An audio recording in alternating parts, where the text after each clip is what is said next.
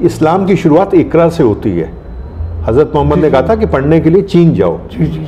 देखिए अब एक बात समझ लीजिए, अब आप वो आदमी आगे जाएगा जो पढ़ेगा, पढ़ोगे तो आगे बढ़ोगे, अब बिना पढ़े बात नहीं बनेगी। दोस्तों आदाब, मैं अनीस अहमद खान हिंद वॉइस से आपसे मुखातिब हूँ। मेरे साथ हैं विवेक शुक्ला जी। आप जितने भी हिंदी अंग्रेजी के बड़े अखबार हैं विवेक शुक्ला जी का नाम पढ़ते होंगे। दिल्ली के ऊपर जब लिखते, इन डेप्थ लिखते हैं, जब भी लिखते हैं किसी भी टॉपिक पर लिखते हैं और हर कम्युनिटी के बारे में लिखते हैं, उनकी इन डेप्थ। तो हमारे बहुत पुराने दोस्त हैं, बहुत बहुत खैर मकदम है आपका भी। बहुत बहुत शुक्रिया आपका, बहुत बहुत शुक्रिया भाई। विवेक जी, आपने आर्टिकल एक लिखा था मुंबई के मुसलमानों के ऊपर। जी जी, मैं अभी मुंबई गया था जी 7-8 दिन के लिए।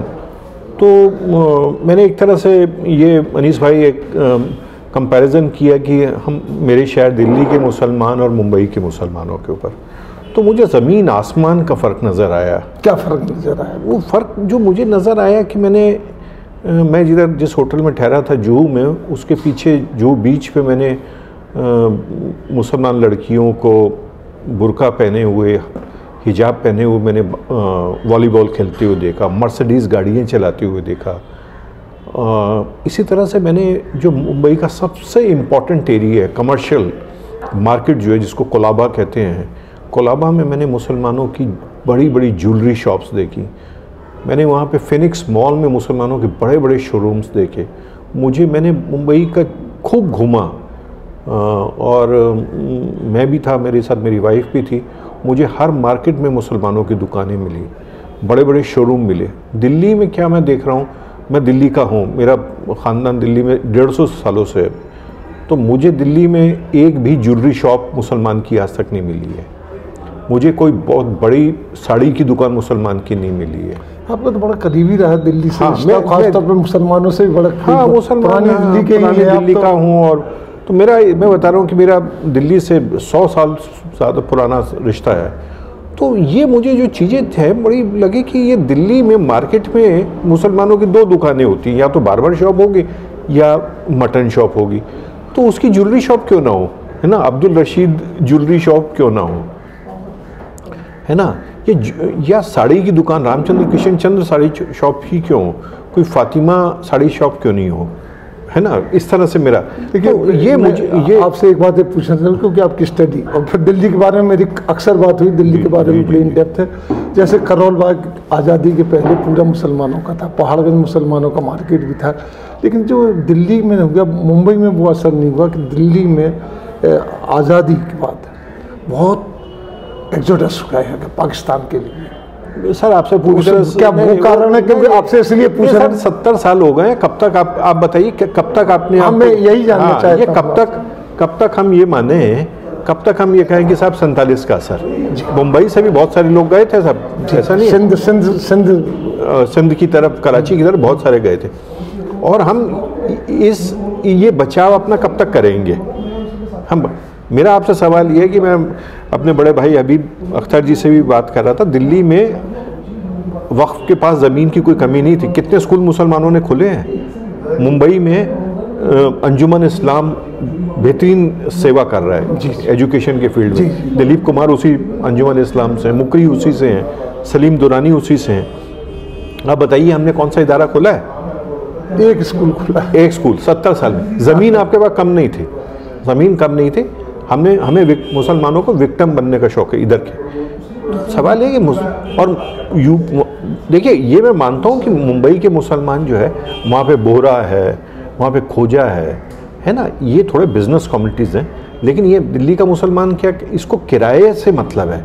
ये कहता है कि मुझे किराया दे दो, तुम कितने ही आगे बढ़ जाओ। मैं एक दिन मरीना होटल के मालिक की फैमिली से बात कर रहा था, पंजाबी मुसलमान है। मैंने कहा भाई साहब आप क्यों नहीं होटल चलाते? कहते यार किराया आ तो रहा है, किराएदार के 6 होटल हो गए, आप किराए से ही खुश हैं। इस तरह से मैं और भी एग्जांपल दे सकता हूँ। ये मेरा कहना है, ये मेरा कहना है। आप तो बहुत डेप्थ से और वहीं से रहने वाले हैं। हाँ जी जी, मैं देख ली आपका बचपन उन्हीं गलियों में मेरा बीता। मैं दरियागंज का हूँ, मेरी माँ हैप्पी स्कूल में पढ़ाती थी, मेरी सास हैप्पी स्कूल में पढ़ाती थी सर, है ना। तो आपकी तो 45 वहीं गुजरा है। मेरा 45 साल वहाँ पे पढ़ा था इन दोनों ने। जब मेरी माँ चांदनी चौक निकलती थी तो लाला दुकान से आ जाते थे कि भाई ये पुष्पा मैडम है।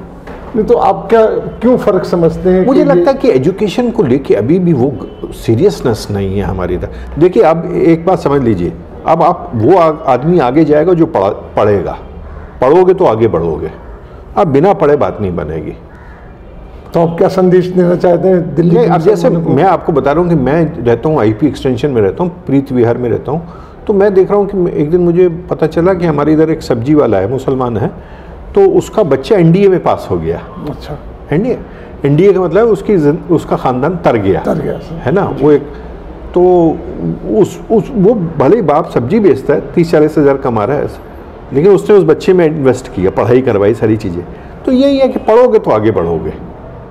देखिए तो आपका ये संदेश है कि मुसलमान जो दिल्ली के हैं, वक्फ की ज़मीन बेइंतहा पड़ी हुई है जिसमें कब्जे हो रहे हैं, धड़ाधड़ कब्जे हो रहे हैं। सर आप मुझे बताइए कि 47 के बाद दिल्ली में तमिलों ने 11 स्कूल खोले, बंगालियों ने स्कूल खोले, आंध्रा के लोगों ने खोले, सरदारों ने खोले, मुसलमानों को तो 50 खोलने चाहिए था सर। इस्लाम की शुरुआत इकरा से होती है। हज़रत मोहम्मद ने कहा था कि पढ़ने के लिए चीन जाओ, 1400 साल पहले, बेशक है ना। ये मैं नहीं कह रहा हूँ, ये हज़रत मोहम्मद कह रहे हैं, है ना। तो आप पढ़ो तो आगे जाओ, क्योंकि और मुंबई इसका एग्जाम्पल है, हैदराबाद एग्जाम्पल है। सर अजीम प्रेम जी भी बेसिकली गुजराती और मुंबई के हैं, हाँ, है ना। ये और वहाँ पे सर पूरी की पूरी मुंबई की फार्मा इंडस्ट्री पे मुसलमानों का कब्जा है ना। तो कोई रोक नहीं रहा सर, कोई नहीं रोक रहा। बिल्कुल सही कह रहे हैं, है ना, कोई नहीं रोक रहा। आगे बढ़ने वाले को कोई नहीं रोक सकता।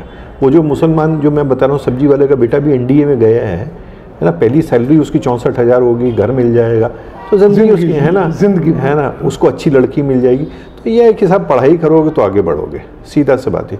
और मुंबई में देख के मैं तो दिल बाग बाग हो गया, खुश हो गया, है ना, मेरा तो दिल खुश हो गया। बहुत बहुत शुक्रिया, बहुत बहुत शुक्रिया जी आपका, थैंक यू कि आपने जो ये कहा, बहुत अच्छा संदेश दिया कि इकरा इस्लाम की पहली जो नसीहत है कि इकरा है। हज़रत मोहम्मद को जिब्राइल अलैहिस्सलाम ने आके पहली बात कहती इकरा, पढ़ पढ़।